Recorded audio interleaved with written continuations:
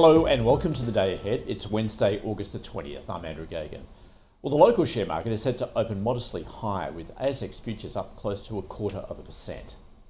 Progress towards ending the war in Ukraine helped buoy European equities overnight, but on Wall Street, weakness in tech stocks eroded market gains, the Nasdaq and S&P 500 sliding, with investors awaiting the Federal Reserve's Jackson Hole symposium at the end of the week for signs of future direction on interest rates.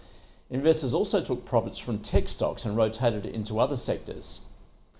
Among the Mag 7 stocks, Nvidia registered its biggest drop in nearly 4 months. Intel shares jumped after the chipmaker got a $2 billion capital injection from Japan's SoftBank. Palo Alto Networks rose after the cybersecurity company forecast fiscal revenue and profit above estimates.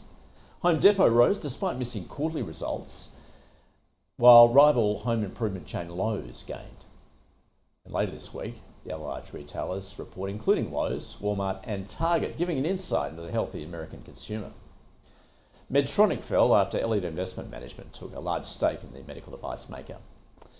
And US-listed shares of BHP and Rio were in focus as environmental groups won a court injunction stalling their joint venture Resolution copper project in the US, a decision President Trump labelled as anti-American and representing other copper competitive countries. President Trump has ruled out putting US troops on the ground in Ukraine, but says the United States may provide air support as part of a deal to end Russia's war in the country. Soon after Monday's meeting between Donald Trump, Ukraine's president, and European leaders, Russia launched its biggest air assault in more than a month on Ukraine. And Trump conceded that Russian President Vladimir Putin may not want to make a deal after all. US Treasury Secretary Scott Bessent said he expects a big jump in revenues from sweeping tariffs imposed by President Trump, and said the money would be used to first start paying down the federal debt, saying, "I've been saying that tariff revenue could be $300 billion this year. I'm going to have to revise that up substantially. We're going to bring down the deficit to GDP, and then at that point, that can be used as an offset to the American people." Meanwhile, the latest US data shows new home starts ticked higher in July, even as mortgage rates and economic uncertainty continue to hamper home purchases.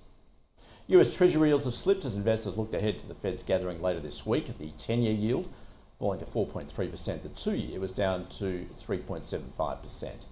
And the US dollar index was down slightly, the Aussie dollar having tumbled to 64.5 US cents. And Bitcoin has led lower too, trading around 113,000 US dollars. Oil prices have fallen on a possible agreement to end Russia's invasion of Ukraine, which could ease sanctions on Russian crude oil, boosting global supply. Brent crude futures falling more than 1% to $65 a barrel. Copper was down 1%, iron ore down marginally to $100 a tonne, and the gold price edged lower to around $3,315 an ounce.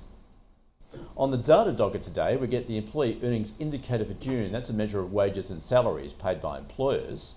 And those companies due to report earnings today include Breville, Cleanaway, Corporate Travel, Aluka, Fletcher Building, James Hardie, Magellan, Santos, Stockland, Superloop, the Lottery Corp and Transurban. That is your day ahead. See you again tomorrow.